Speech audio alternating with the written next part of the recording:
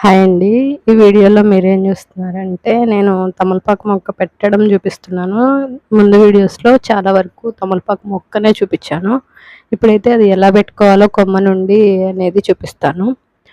ఇదైతే ఫస్ట్ మట్టి కవర్‌లో పోసి కుండీలో పెట్టడం కష్టమైపోయింది. తర్వాత ఫస్ట్ కవర్‌ని కుండీకి వేసి తర్వాత మట్టి వేశాను. దీనిలో ఇప్పుడు కొంచెం వాటర్ ఏసి ఫస్ట్ మట్టిని తడిగా చేసుకుంటున్నాము.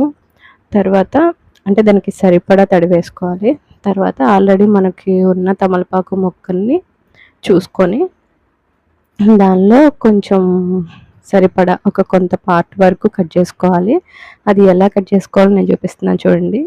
అది ప్రతి గనుపు దగ్గర వేర్లొచ్చుంటాయి. మనం అబ్జర్వ్ చేస్తే నేను మీకు చూపిస్తాను చూడండి. అది ప్రతి గనుపు దగ్గర మనకి వేర్లొచ్చుంటాయి.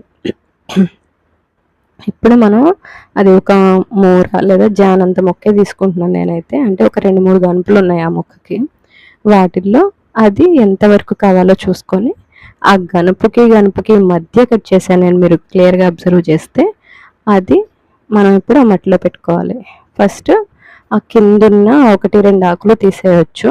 లేదా అలాగే కూడా ఉంచేయొచ్చు, పర్లేదు. కానీ నేనైతే కిందున్న ఆకుని జస్ట్ ఆ గనుపుకి కొంచెం ఎడంగా కట్ చేస్తున్నాను అనమాట. దానికి దగ్గరలో కట్ చేస్తే వేర్లు డిస్టర్బ్ అవుతాయి కాబట్టి నేను కొంచెం గ్యాప్ ఇచ్చి కట్ చేశాను. దాని పై ఆకు కూడా తీసేయొచ్చు, బట్ నేనైతే ఒక్క ఆకే తీసేసాను.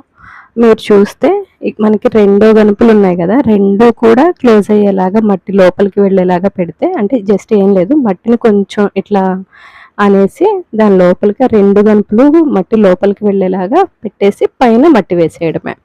ఇప్పుడు నేను ఈ మట్టిని వెట్ చేశాను. అంటే